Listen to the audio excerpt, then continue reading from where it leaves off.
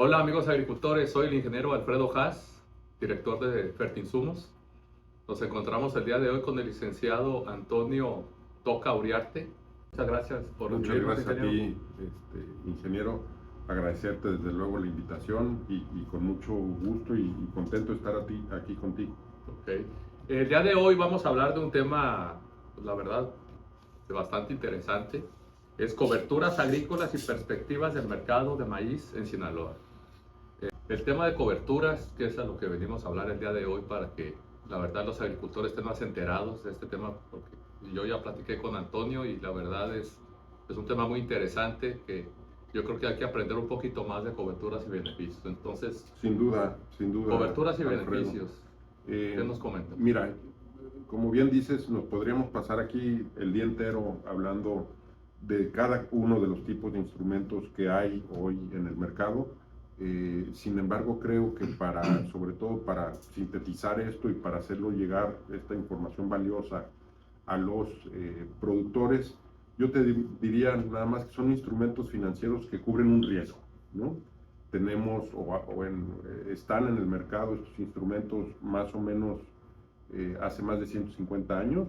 eh, y yo te diría parte de las muy familiares deben de tener los productores aquellos días de acerca, donde había un programa de coberturas, había una agricultura por contrato que iba íntimamente ligada a este tipo de instrumentos. Y al final, Alfredo, yo creo que lo más importante de una cobertura, yo lo resumiría en dos partes. Una que tiene que ver con el descubrimiento de precio, que eso es bien importante, y por otro lado, el que va junto con pegado, como dicen, el, el, el poder mitigar un riesgo. ¿A qué voy con el tema sobre todo de el descubrimiento de precios? Un productor que empieza a sembrar aquí en Sinaloa en octubre, noviembre, eh, puede tener certeza, por eso hablo del descubrimiento de precios, de cómo va o cómo podría a través de este tipo de instrumentos vender su cosecha en julio, que es cuando más o menos están cosechando. ¿Por qué? Porque los precios de futuro, como su nombre lo indica, son precios que están adelantados a la época de siembra y puede fijar un precio en la bolsa a través de una correduría como TIPAC y asegurar un precio. ¿En qué estoy o de qué estoy hablando? El productor hoy, o sobre todo en octubre que empieza a sembrar, puede empezar las labores de siembra sabiendo a qué precio va a cosechar. Fija a través de una herramienta que se llama una cobertura put, porque el productor lo que no quiere es que baje ese precio y le incida en su utilidad primero y luego, si está financiado, empieza a tener broncas para el pago del financiamiento, etcétera. Asegurar un precio yo creo que es vital, por un lado. Dos, si hay un instrumento que te quita esa incertidumbre de precio, pues yo recomiendo que lo tomen. Te decía al principio sobre todo esta pregunta, Alfredo, eh, nos podemos pasar la tarde entera platicando de coberturas, pero yo lo sintetizo muy fácilmente. Es como el seguro de un carro, ¿no? Tú pagas una prima por un seguro de un carro y tienes el beneficio de que tu carro está amparado o para robo o para daños a terceros o para ambas, con el único pago de una prima. Esto es básicamente igual. Un productor se cubre, paga una prima y está asegurado un precio que si ese precio baja de la referencia que está en Chicago, el productor obtiene una utilidad por esa baja en el precio, ¿no? Eh, la recomendación es obviamente que la tomen. Sabemos que sobre todo en estos últimos 2 o 3 años, el incremento de todo lo que tiene que llevar la siembra ha venido en incremento. Se han incrementado las semillas, se han incrementado los insumos, etcétera. Y hoy los productores normalmente ven las coberturas como un gasto adicional, ¿no? Yo les preguntaría al público en general, ¿nos gusta pagar el seguro de nuestro carro? Pues no, a mí en lo particular no me gusta pagar X cantidad de dinero mensualmente por mi carro, pero sé que si no lo hago, puedo tener dos riesgos. O pierdo mi patrimonio en caso de un accidente muy grave, o puedo meterme en un problema si daño a un tercero. Y con este tipo de instrumentos, así nacieron las aseguradoras, ¿no? Al final lo que están tratando de mitigar es un riesgo. Pago yo el seguro de mi carro y por un año estoy sin el pendiente, digamos, de que me roben el carro o de que vaya a chocar. Creo que en el caso de la agricultura, ingeniero, no me dejarás mentir, es una actividad que yo, la verdad, reconozco mucho en los productores, la tenacidad que tiene un productor al sembrar, porque de principio no sabe a qué precio va a vender. Hay inclemencias en el clima, el rendimiento, el agua, son una serie de factores, todos con mucho riesgo. Si lo más importante de eso es a cómo voy a vender yo mi producto, creo que mediante este tipo de instrumentos puede ser una herramienta muy valiosa para dos cosas. Una, para saber a qué precio voy a vender cuando empiezo yo a cosechar, a sembrar. Y por otro lado, pues podré dormir más tranquilo porque sé que estoy asegurado contra el riesgo de una baja en el precio que yo estoy suponiendo para la fuente de repago que tenga en el caso de un financiamiento o para mis utilidades, etcétera, ¿no? Yo creo que es de vital importancia tener este tipo de instrumentos. Es ya conocido de alguna manera por los productores, es un ejercicio que en algún momento abanderó o llevó a cabo una institución como Acerca, que ofrecía este tipo de instrumentos a través de las coberturas, y creo que en un mundo, sobre todo lo voy a tocar ahorita más adelante, en un mundo donde estamos completamente globalizados y el precio de nuestro producto se rige, queramos o no, pero la realidad es que se rige a partir de una bolsa. Creo que si hay instrumentos para poder mitigar ese tipo de riesgos, es importante que los productores lo tomen y se haga una cultura de la administración de riesgo. Sí, hablando, sí, es la otra pregunta que quería hacerte. De la superficie de maíz que se siembra en Sinaloa, ¿qué tanto porcentaje estará cubierto? Mira, más o menos, sí, desgraciadamente no hay información muy sustantiva en ese sentido, o sea, no hay cifras, etcétera. Yo calculo, digo, trato de estar informado no solo del mercado, sino de este tipo de cuestiones, etcétera. Yo no creo, Alfredo, sobre todo en estos últimos 2 años, que desapareció por un momento el apoyo que estaba otorgando Segalmex, estaba dando cierta cantidad para el caso de la cobertura, pero yo no creo que sobrepase el 10% de lo que se cosecha, que esté asociado a una cobertura, ¿no? Desgraciadamente, y pues lo vivimos en el día a día, ¿no? Sabemos que hay un proceso de comercialización que se ve desde el año pasado truncado, complicado, difícil, y bueno, no es la excepción este año. Yo creo que este año va a ser un año no solo atípico, sino muy duro para el productor, donde otra vez hay una inclemencia en el precio, los precios no solo están bajos, siguen de bajada, y volvemos al ejemplo del carro. A mí no me gusta pagar el carro, pero creo que es un instrumento que tenemos que utilizar, sobre todo que los productores lo asocien a la administración de su riesgo y que cada vez se incremente la cultura del uso de este tipo de instrumentos para mitigar el riesgo. Para mitigar el riesgo no hay otra indicación. Oye, Antonio, y de acuerdo a tu experiencia, ¿cuál es la mejor fecha para comprar? Estamos hablando de Sinaloa. ¿Cuál sería la mejor fecha para comprar coberturas? Mira,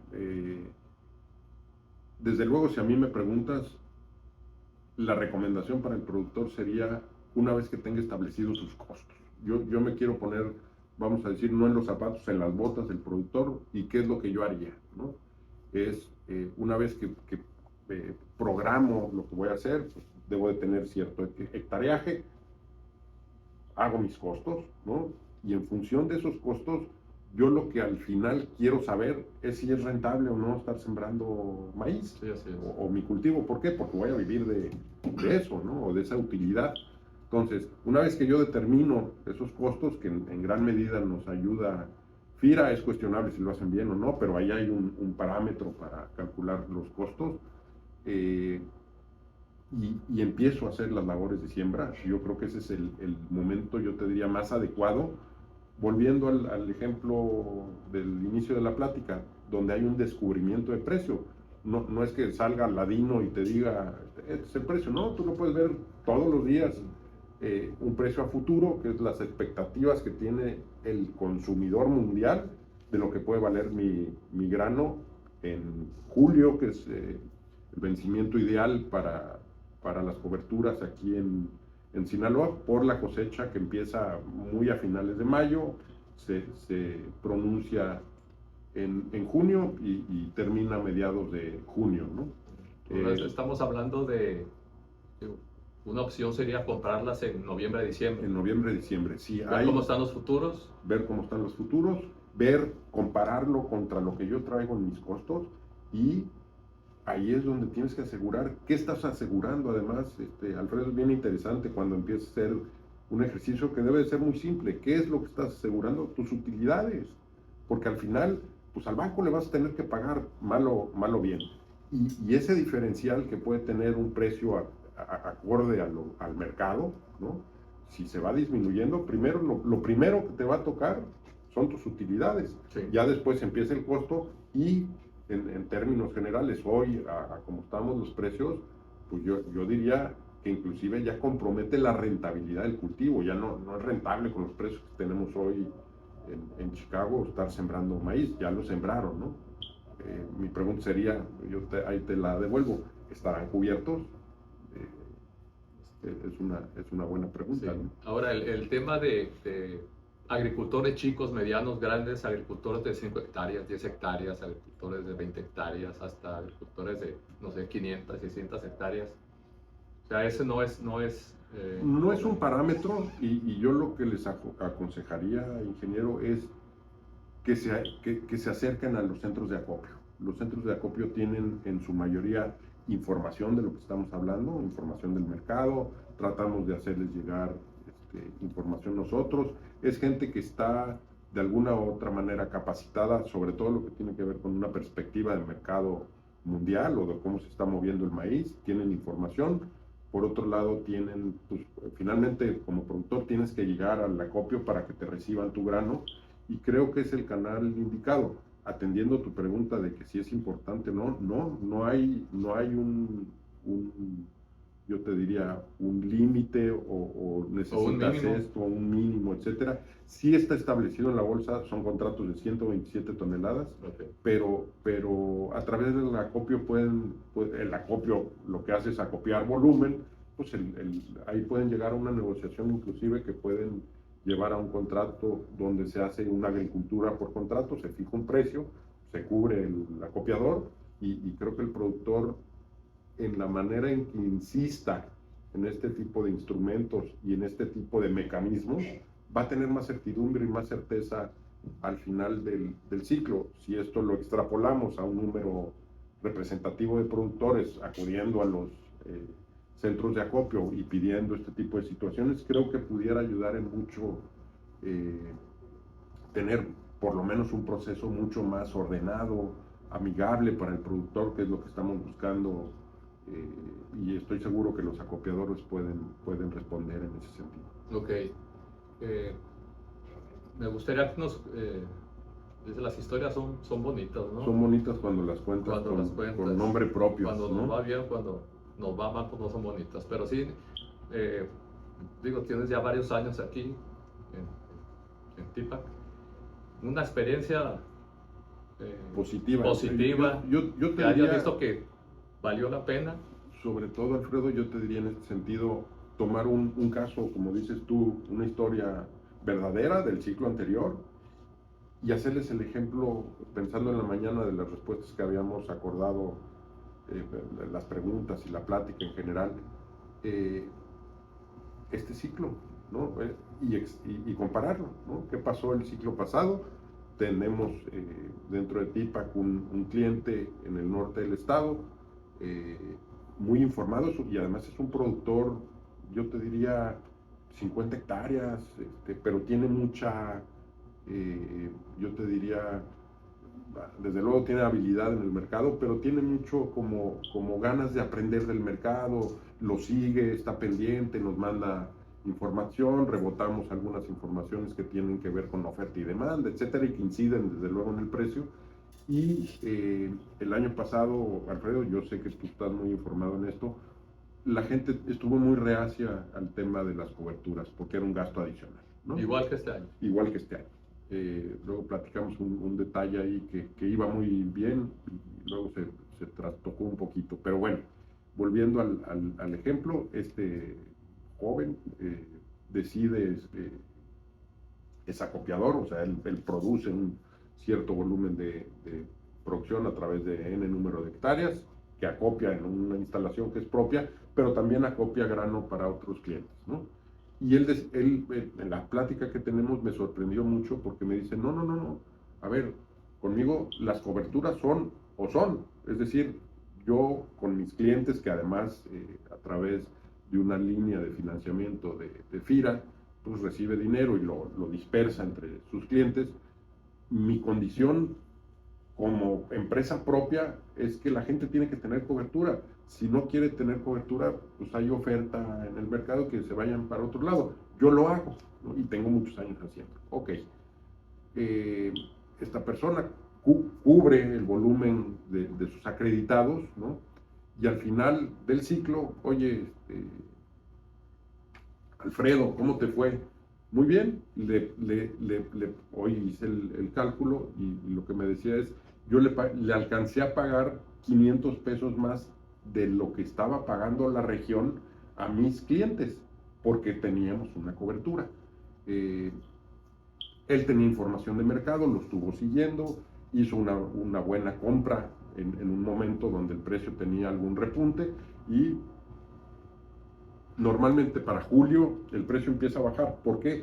Porque viene la, la, la cosecha en Estados Unidos es en agosto, septiembre, y eso tiende, al haber tanta oferta, 350 millones de toneladas en Estados Unidos que salen al mercado, pues el precio tiende a bajar.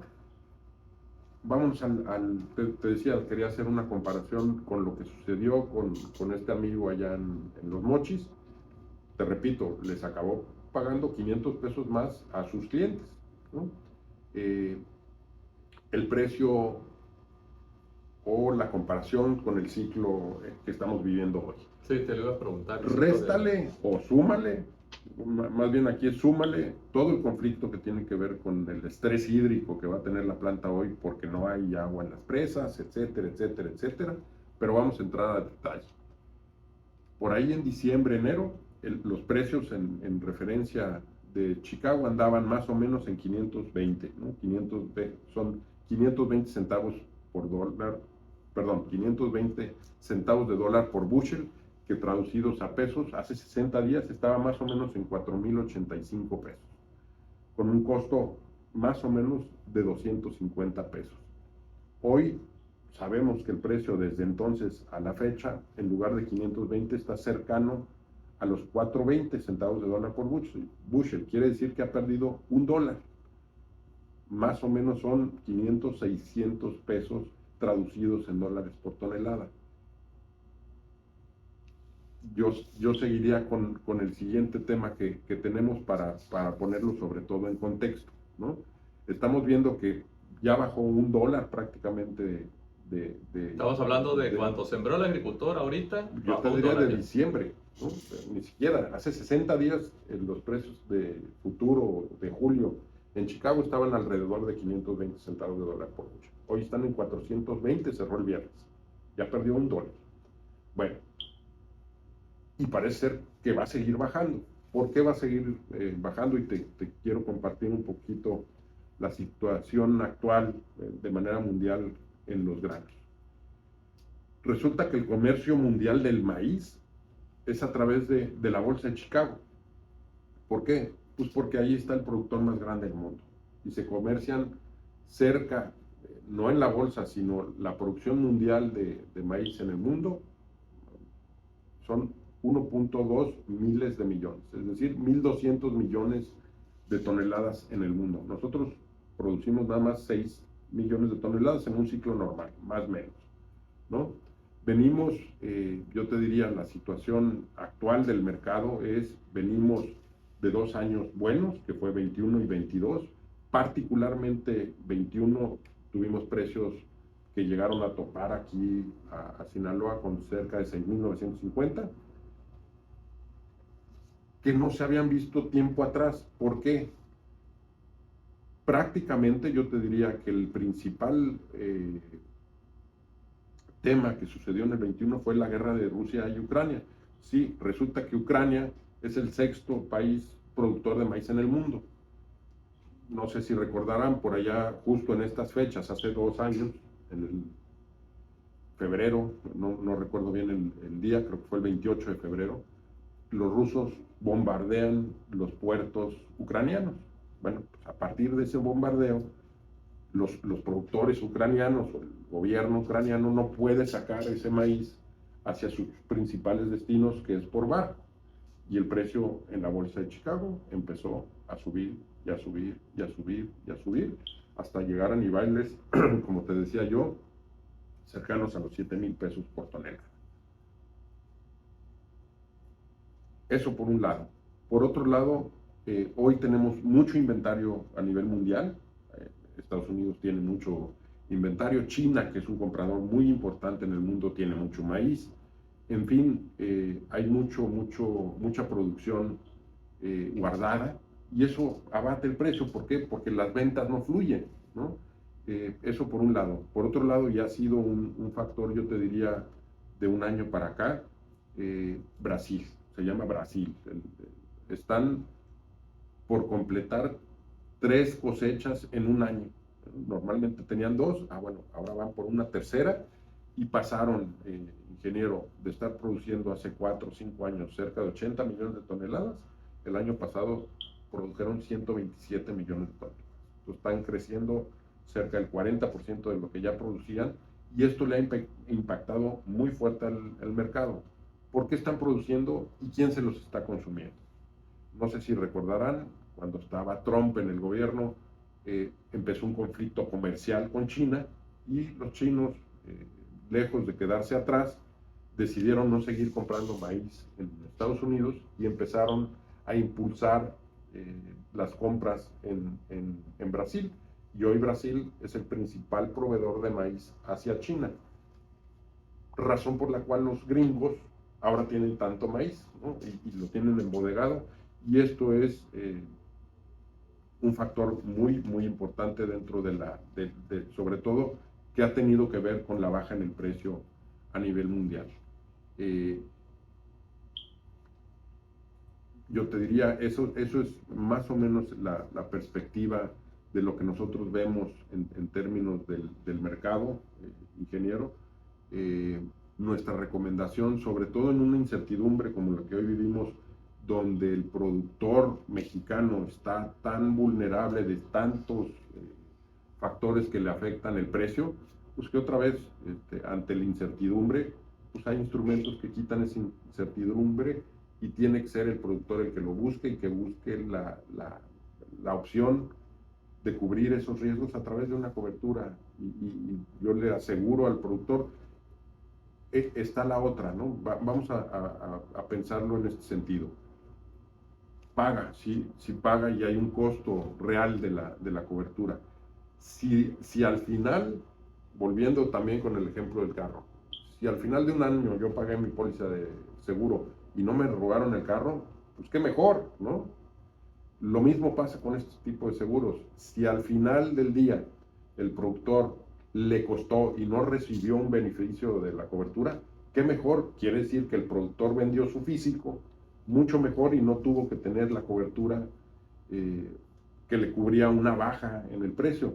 Si volvemos al ejemplo, cuando empezamos, donde el productor lo que está tratando de cubrir son sus costos y no le sirvió la cobertura, pues quiere decir que ese productor vendió mucho más arriba que sus costos y por eso no utilizó la cobertura, ¿no? Yo creo que es ante tantos factores que inciden hoy en el precio del maíz, sin duda una recomendación muy importante es que utilicen este tipo de instrumentos.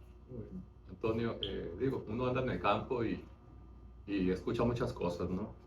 Una de las cosas que nos ha llamado la atención es que se comenta, ¿no? Dice es que pues en Sinaloa se sembró menos de la mitad de maíz. Y dicen, me ha tocado escuchar agricultores que comentan, ¿no? Dice es que va a haber menos maíz y tienen que pagarlo mejor. Tienen que pagarlo. Pero mundialmente, por lo que me estás diciendo, hay un excedente de maíz. Hay un excedente de maíz. Y de igual manera lo he oído, Alfredo, no con disgusto, porque el productor puede pensar eso ante una oferta y demanda, ¿no? Al no haber tanta oferta, pues entenderíamos que el precio tendería a subir. Sí, pero si fuera un mercado cerrado, ¿no? O sea, yo no comparto la opinión, porque al final ese maíz tiene destino. O es la industria y lo hacen tortilla, o es el pecuario y lo hacen kilos de carne, de pollo, de puerco, de lo que sea. Tanto la industria como el pecuario requiere de ese maíz, sí, pero no lo va a pagar más caro que lo puede importar. Hoy las importaciones en México han crecido una barbaridad. Se espera año récord de importación de granos. Y ya traemos el 23, donde importamos cerca de 22 millones de toneladas y rompimos récord y vamos por más.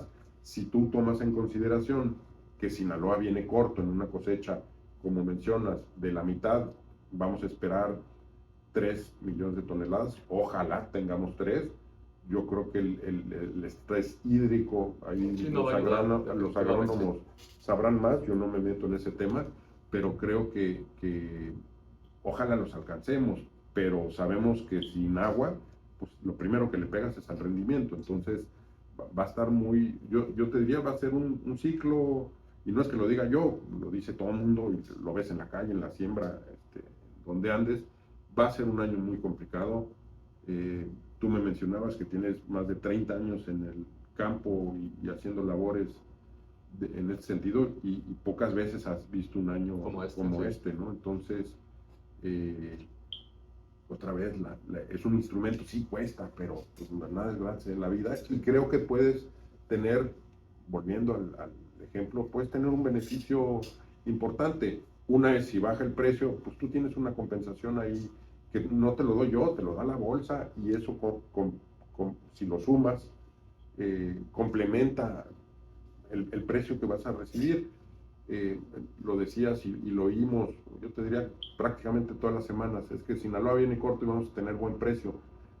Sí, pero el pecuario no te va a pagar más, el industrial, ahí te quiero ver a Mr. Maseca comprando a 6,950, pues no, lo importa, lo pone blanco y lo vende, o no sé, pero no lo veo, no lo veo viable y sobre todo, Alfredo, recordemos el ciclo pasado, ante esta incertidumbre, etcétera, no acudieron a la compra los industriales, estuvieron comprando poco a poco, presionando a las bodegas, y al final si presionan a las bodegas, pues el primer presionado y el que tiene el apuro de pagar el crédito, de sacar el maíz o de sacar ese dinero, pues es el productor, ¿no? Y es a quien tenemos que, sobre todo, velar por los intereses del productor en este sentido. Oye, Antonio, para concluir el tema, ¿algún consejo, o sea, ya más ¿cómo se dice? Puntualizado? Porque la verdad aquí a donde más vamos con estas entrevistas y estas pláticas es a los agricultores, sí. Es la verdad, ¿no? Para cerrar la entrevista, ¿cuáles serían algún consejo que pudiéramos darles a los agricultores, que se informen, que pregunten? Sin duda, Alfredo, yo te diría, primero mi reconocimiento a los productores. Se necesita tener muchas agallas para estar en este negocio, y sin duda, básicamente mi conclusión y sobre todo mi recomendación es que se informen, ¿no? Que un productor informado, pues al final la toma de decisiones sin información, pues es una mala toma de decisiones. ¿Por qué? Porque no estás informado. Si tú te informas antes de tomar una decisión, pues creo que te irá mejor. En este sentido, hoy además con la tecnología que tenemos a través de un teléfono celular, pues tú puedes tener una infinidad de información, no solo del clima, sino del precio del maíz. Nosotros emitimos una serie de informes, de resúmenes, pueden ser diarios, pueden ser semanales, mensuales. Hay mucha información dentro de las redes, dentro pues, nosotros brindamos mucha información a nuestros clientes. Mi recomendación al productor es esa, ¿no? Que se informen, que traten sobre todo, no porque sean chicos, medianos o grandes, dejan de ser empresarios. Un productor, sobre todo en estas épocas, se tiene que ver como un empresario, o sea, chico, mediano, grande, y un empresario al final debe estar bien informado, debe tener herramientas que conduzcan mejor su actividad y el beneficio va a ser propio, en su beneficio, ¿no? Si, te repito, si un productor está informado, pues ya sabe que la tendencia al maíz va a empezar a bajar. Bueno, voy a tomar alguna consideración al respecto. Oye, el clima tal, más informado, dicen que la información es poder. Entonces, si eso lo llevamos al ámbito personal, pues un productor, entre más informado esté, va a mejorar mucho su toma de decisiones, y yo les aseguro que podrán tener en un ambiente tan vulnerable, pues sin duda van a mejorar su actividad. Y no verlo realmente como un gasto, ¿no? Porque lo ven muchos como si fuera un gasto. Por la otro cobertura, lado, sí, a fin de cuentas en el caso específico es un seguro de protección coberturas es eso. Para tu inversión que estás haciendo. Sí, que lo vean además como te decía yo al inicio, al final lo que estás poniendo en la tierra, pues es tu patrimonio. ¿Por qué? Porque si no sale, voy a tener problemas, no va a tener un ingreso, no va a tener utilidades, etcétera. En el mejor de los casos, si a eso le sumas que en un gran porcentaje hay productores que tienen financiamiento, pues ya se vuelve mucho más complejo. Véanlo así, primero como un seguro para tu patrimonio, y dos, como un seguro donde al final lo que estás garantizando también es la fuente de repago que vas a tener con el banco, y no vas a tener problemas. ¿Por qué? Porque estás cubierto. Lo comentábamos, digo muy brevemente, ya de manera conclusión. FIRA está de alguna manera endureciendo las políticas de crédito, y he oído mucho descontento de los productores porque ahora les exigen una cobertura. Yo, si fuera banco, no te presto si no tienes cobertura. Creo que FIRA en ese sentido ha sido muy laxo.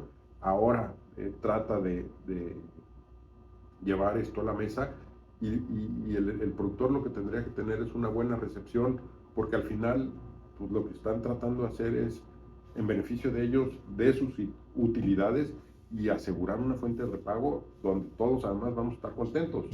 Porque si se viene una crisis en el agro, o en el financiamiento al agro, yo te aseguro que los directores de los grandes bancos, que me pongas, además la gran mayoría son extranjeros, pues lo que van a hacer es cerrar la puerta y nos vamos del campo. El campo se va a quedar sin financiamiento, y entonces empieza a haber problemas mucho más graves, ¿no?